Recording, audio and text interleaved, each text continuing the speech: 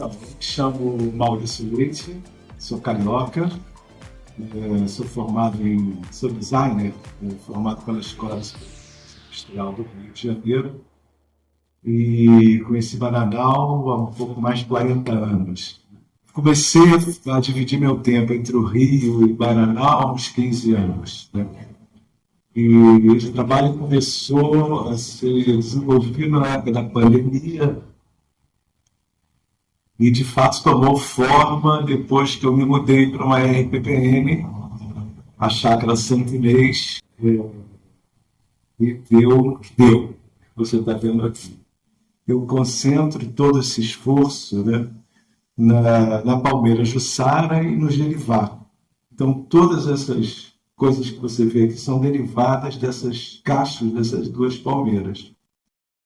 Esse trabalho tomou uma dimensão bem maior em função da questão educacional e da questão de preservação da Mata Atlântica.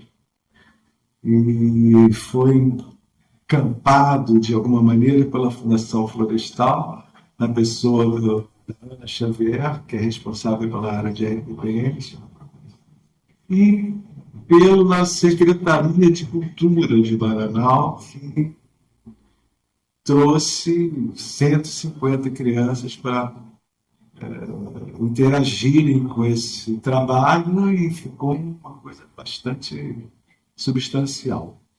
Vamos entrando que eu quero te mostrar essa coisa, esse trabalho lindo, que está me enchendo o coração.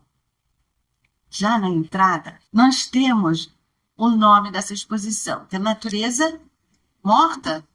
Mas por quê? Não tem uma interrogação. E aí tem um texto muito lindo que é: morte não é o fim natural da vida, mas uma fase de um ciclo infinito. Vida, morte e ressurreição são estágios da riqueza cósmica que se repete continuamente. Esse texto é de Otávio Paz, que chama-se O Labirinto da Solidão. E isso foi uma das inspirações do artista plástico, do Maurício Leite, que há anos vem dentro da Mata Atlântica, dentro da nossa RPPN há alguns meses, que é a Chácara Santo Inês, trazendo para a oficina dele esses pedaços da Palmeira Jussara, que é exatamente um dos símbolos da Mata Atlântica. Os cachos das Palmeiras Jussara, que ele conseguiu resgatar lá na Chácara Santo Inês e em vários outros lugares também, porque ele vem fazendo essa pesquisa ao longo de alguns anos. E o que aconteceu?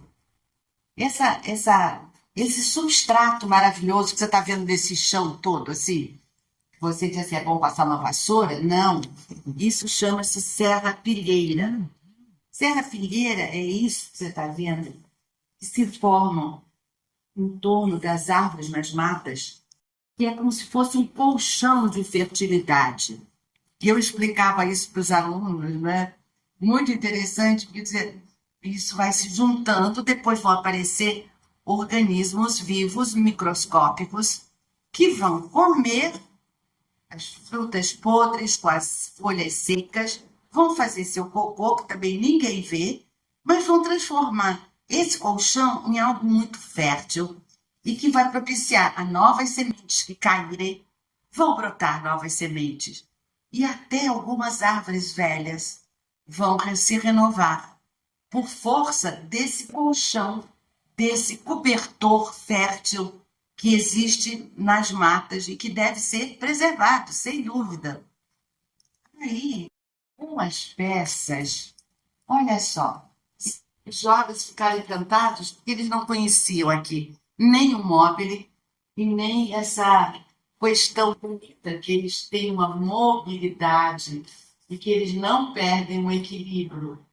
Isso são também a mesma coisa, as interferências, a diferença de forma e de cores, que são cores naturais, pigmentos naturais, tudo isso é pela mão do Maurício, do artista. Porque, assim como ele fez esse móvel, ele fez essa árvore com vários tons de pigmentos de açafrão da terra, de cúrcuma, não é? Enfim, outros pigmentos que foram entrando exatamente para dar esse colorido, que é o colorido das florestas. Ele é fluido ali no meio, eles interagem uns com os outros, os verdes, os marrons, os amarelos. Não existe nenhum pigmento, nada que acrílico para chamar atenção, apenas o olhar. E essas turmas que vieram foram sexta, sétima, oitava e nona série do José Luiz e do Zenóbio. Vários deles, inclusive, falaram com a professora Vera, que está capitaneando, trazendo esses jovens com entusiasmo, que nunca tinham visto nada parecido. E na entrada, eu faço questão de dizer que eu não vou falar nada enquanto eles não olharem, não disserem alguma coisa do que sentiram. E eles ficam parados e não dizem nada. E eu digo, mas falem alguma coisa, o que vocês acharam? Aí um garoto disse assim, é bonito. Aí eu explico para eles o trabalho do artista. Nessa parede são esses cachos, vejam só, esses cachos que são transformados nesses objetos.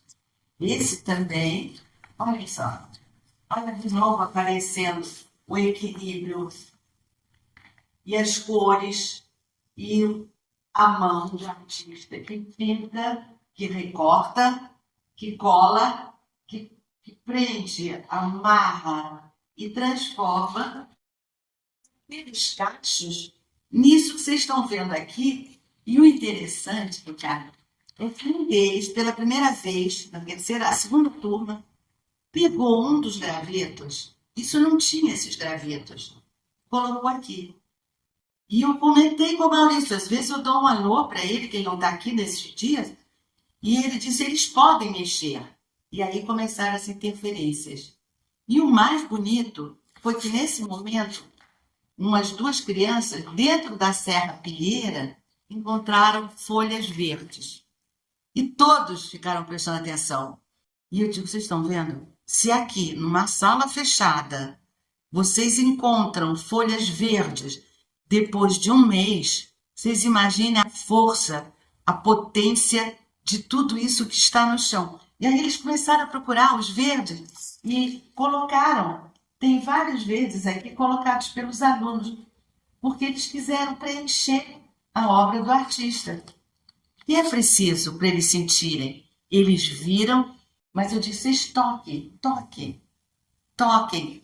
Aí eu vim para cá e eu dizia para eles pegarem.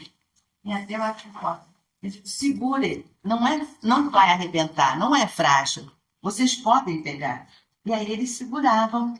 E depois eles levaram para a aula, para a segunda etapa, que era eles transformarem o que viram em desenhos e palavras, que eu vou te mostrar coisas incríveis. Que eles começaram muito timidamente, um ou outro, e depois se juntaram. Olha só. Uma coisa que eles todos gostaram imenso foi desse móvel, que eu acho belíssimo também, porque olha só, isso é exatamente um cacho que foi transformado e foi colocado nesse equilíbrio infinito, que é maravilhoso, e que permite essa dança, permite. E eles ficaram encantados com isso. E aí falamos muito sobre se eles conhecem a Bocaina, a estação ecológica, cachoeiras. Não são todos que conhecem. E moram no meio da Mata Atlântica. E outra coisa que foi muito importante, que o tempo todo eu falei também, cara, foi que todos eles, todos nós, somos essas. Eu já não sou uma semente do futuro, mas eu falo para novas sementes, que são eles. Que o fato de verem na frente deles alguém jogar um papel ou uma lata no chão, e se um deles, e se pegarem, puserem no lixo e chamarem a atenção da pessoa, eles estão trabalhando. Eles estão trabalhando pelo meio ambiente. E por aí, uma semente que eles encontram perdida, põe no bolso, quando chegar mais adiante, não tem qualquer só da semente. Sempre tem alguma coisa que todos nós podemos fazer. E o futuro está na mão deles. É isso. Eu coloquei esses desenhos de alguns dos alunos, agora que acabaram de sair, para você ter uma ideia. Primeiro que a gente, Maurício disse que a gente não poderia usar outras coisas para desenhar, outros elementos que não fosse o carvão vegetal e lápis colorido de cera, de giz. Então assim foi, e só de segurar nisso eu já fiquei com a mão imunda. E esse é o resultado dessa visita dos alunos de uma série, da 9ª série. E eu gostaria que você percebesse, olha só, quando eu falei do encantamento com os móveis, que eles ficaram encantados, que nunca tinham visto. E também os elementos, como foram usados, tanto as cores, não muitas cores, mas foram usadas, mas o carvão que eles souberam trabalhar lindamente.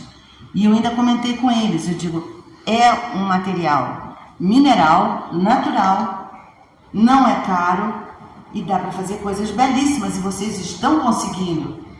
Esse daqui conseguiu uma palmeira, que não são todos que conseguem fazer a palmeira. E ainda colocou os elementos de um móvel que estava do lado.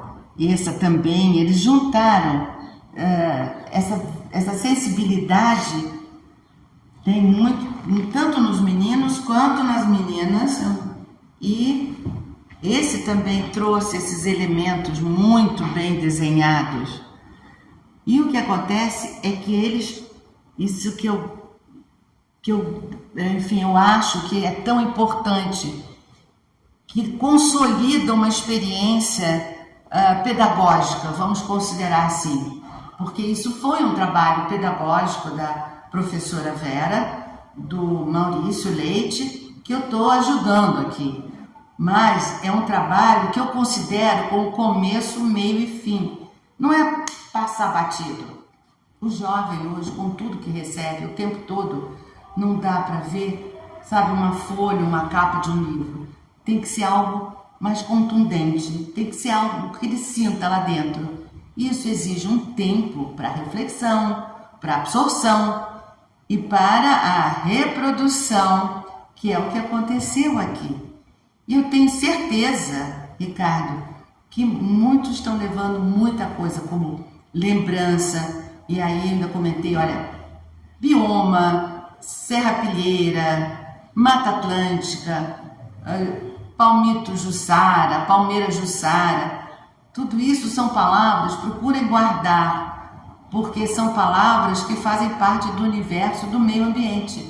Falei muito da Fundação Florestal, da Estação Ecológica, que eu estou falando, Minuca, mas é um trabalho de dezenas de pessoas aí envolvidas, preparando, elaborando, com o Maurício há meses, mais de um ano, fazendo essa pesquisa e resgatando esse material, como a Fundação, todos, como a RPPN Fruta do Lobo também, que está dentro como parceira, como o IBIOS, o Instituto também parceiro dentro dessa proposta.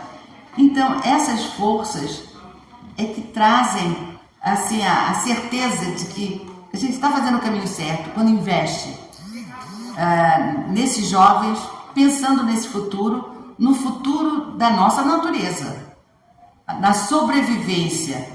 Natureza morta? Não. Natureza que rebrota. É o ciclo da vida. E nós todos, mesmo eu com habilidades, somos mensageiros disso. Vamos levar adiante esse trabalho. A professora Vera, que é professora de arte das escolas de Bananal, sugeriu que se fizessem oficinas com os alunos. Eu acho que é uma ideia que eu estou me desafiando para fazer. Seriam turmas pequenas, buscar dentro da mata uma inspiração para qualquer coisa, não necessariamente para esse tipo de objeto, mas, enfim, é uma incógnita e um desafio que eu acho que a gente pode ter bem sucedido nesse sentido.